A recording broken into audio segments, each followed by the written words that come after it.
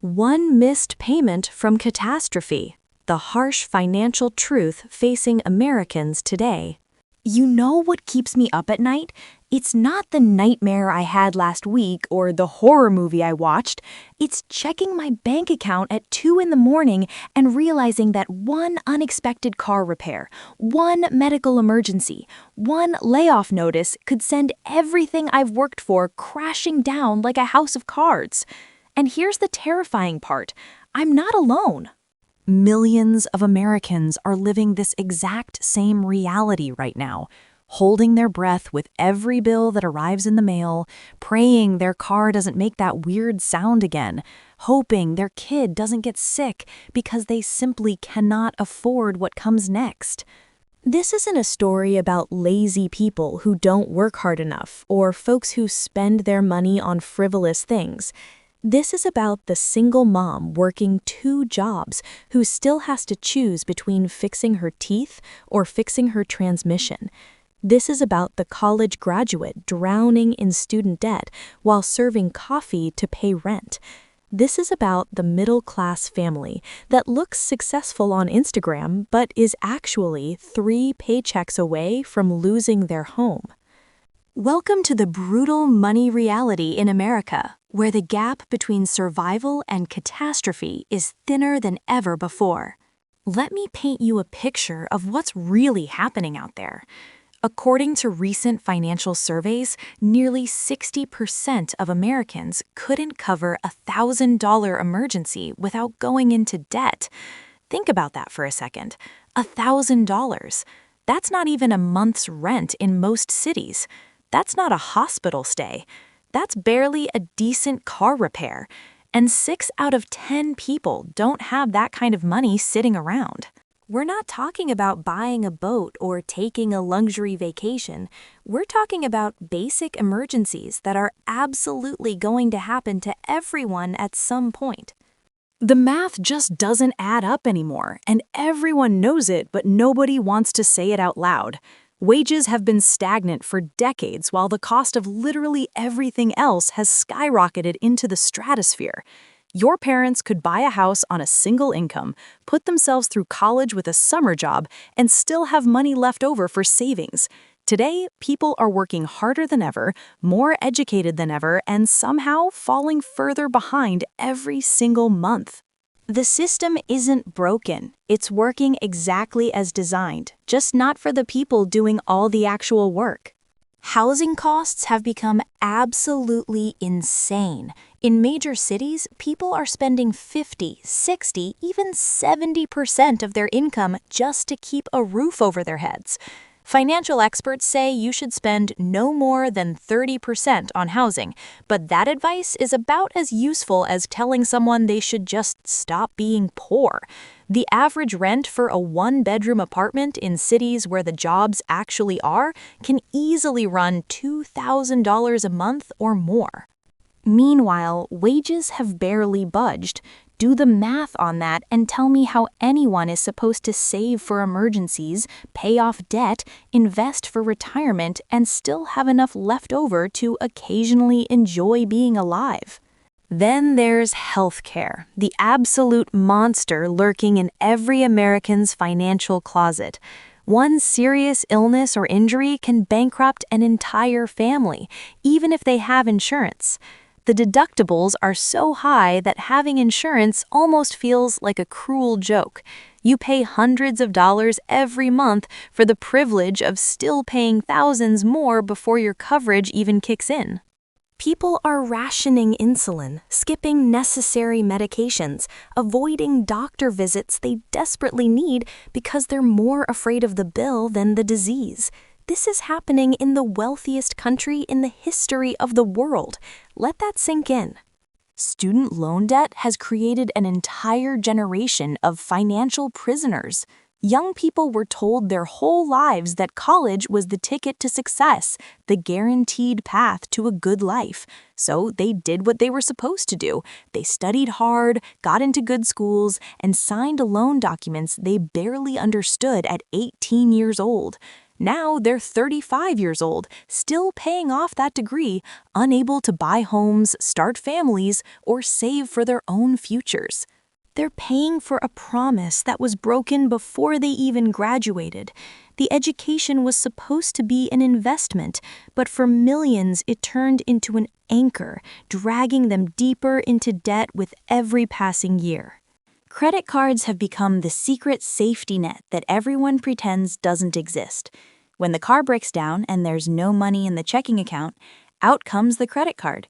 When the kid needs new shoes and payday is still a week away, out comes the credit card. When the medical bill arrives and it's either pay it or let it go to collections, out comes the credit card. And the interest rates on these things are borderline criminal, designed to keep people trapped in an endless cycle of minimum payments that barely touch the principal balance. It's a trap that's incredibly easy to fall into and almost impossible to climb out of.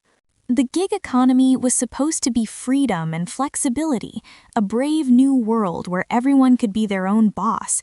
Instead, it's become a race to the bottom where companies get all the benefits of having workers without any of the responsibilities of being employers. No health insurance, no paid time off, no retirement contributions, no job security whatsoever.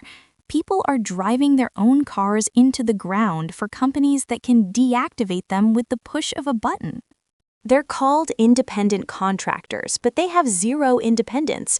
They're carrying all the risk while the platforms collect all the rewards. Retirement feels like a fantasy for most people under 50. The idea that you'll work for 40 years, save diligently, and then enjoy a comfortable retirement is a story from a different era. Pensions are basically extinct. Social Security might not exist in its current form when today's workers actually need it. The burden has been shifted entirely onto individuals to save enough for their own retirement through accounts that most people can barely afford to contribute to while they're struggling to cover this month's bills. How are you supposed to think about retirement when you're worried about making rent? The psychological toll of living like this is crushing, and nobody talks about it enough. The constant anxiety of checking your account before buying groceries. The shame of having to decline invitations because you genuinely cannot afford to go out. The fear that grips you every time your boss calls you into their office because you know you're one conversation away from financial ruin. The relationship stress when couples fight about money because there's never enough and someone always feels blamed. The depression that sets in when you realize you're working as hard as you possibly can and still falling behind. This is the emotional reality behind the statistics. Children growing up in financially stressed households internalize these patterns in ways that echo through generations.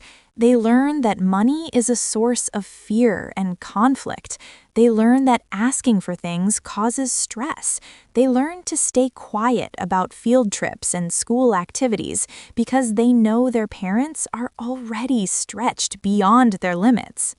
They learn that hard work doesn't necessarily lead to stability because they watch their parents grind themselves into exhaustion and still struggle. These money traumas shape how they'll relate to finances for the rest of their lives. The truly maddening part is that none of this is happening because there isn't enough wealth to go around. America is absurdly wealthy. The money exists. It's just concentrated in fewer and fewer hands while everyone else fights over the scraps. The wealth gap has grown into a wealth canyon. CEOs make hundreds of times what their average workers earn. Billionaires play with rockets while their employees need food stamps to feed their families. The stock market hits record highs while regular people can't afford their prescription medications. The disconnect between the economy that exists in spreadsheets and the economy that exists in people's actual lives has never been wider. Meanwhile, the advice being handed down from financial experts feels completely disconnected from reality. Just save more, just make a budget, just cut out the lattes, just get a better job, just invest wisely, just plan ahead. This advice assumes people have money left over to save after covering basic necessities, which millions simply don't. It assumes the problem is personal financial irresponsibility rather than systemic economic inequality.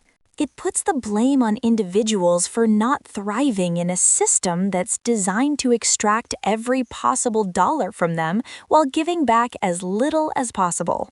What happens when entire generations can't build wealth, can't buy homes, can't start families, can't plan for futures beyond next month? What happens when the social contract that promised stability in exchange for hard work is revealed to be completely hollow?